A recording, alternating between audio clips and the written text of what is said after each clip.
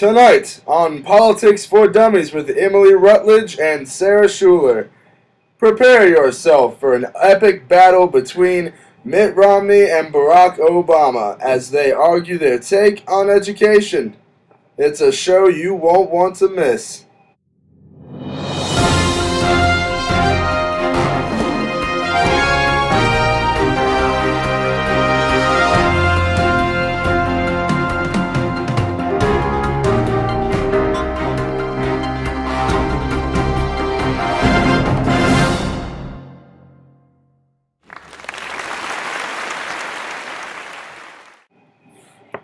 Barack Obama and Mitt Romney are currently in one of the biggest presidential elections of all time. Both have very different views on topics that are important to Americans across the nation today. One of these issues is education. Both candidates have different plans to change education laws if elected to office. Let's talk about President Obama first. On the Obama-Biden website, there is a whole page dedicated to education. Let's hear a word from the man himself. Thank you for being here, Mr. President. It's great to be here. Mr. President, our topic tonight is education. I want to start off by asking, what is the biggest difference between you and Governor Romney's administration on this topic? Well, I think Governor Romney and a number of folks try to politicize the issue and do a lot of teacher bashing. They talk a good game about reform, but when you actually look at their budgets, they're talking about slashing our investment in education by 20-25%. If elected, you have said you want to continue your Race to the Top initiative. This initiative is one in which states across the nation competed for grant money for their schools from the federal government. These states did this by changing their curriculums and their education approach in an attempt to match the Race to the Top criteria. So far, this program has given money to more than 12 states and is still encouraging states to implement change. What was your reasoning behind the Race to the Top initiative, Mr. President? We need to reward the reforms that are driven not by Washington, but by principals and teachers and parents. That's how we'll make progress in education.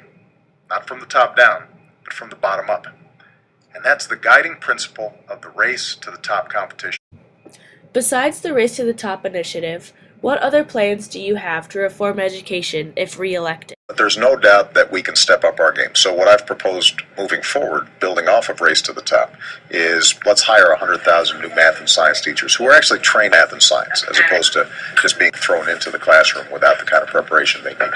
Let's continue to focus on early childhood education. Well, Mr. President, thank you so much for being with us tonight. Thank you, I enjoyed it.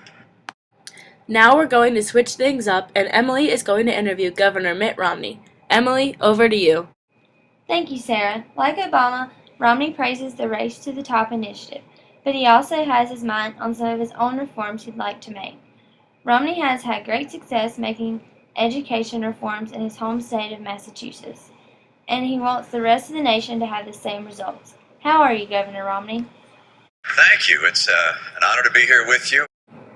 One of the things we've heard you like about the Race to the Top initiative is that it gives teachers that perform better a more reasonable salary. Do you believe teacher salary and teacher performance should correlate? I do believe that those that perform the best, however you determine is the most effective way to measure that, should have an opportunity for better compensation. You've talked before about the importance of family atmosphere for a child in school. In your opinion, what role do parents play in a child's education?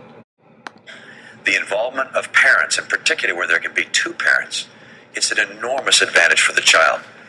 And so both in terms of early education and continuing throughout their career, having certainly an advantage to have two parents, but even then to have one parent that stays closely involved with the education of the child and can be at home in those early years of education can be extraordinarily important.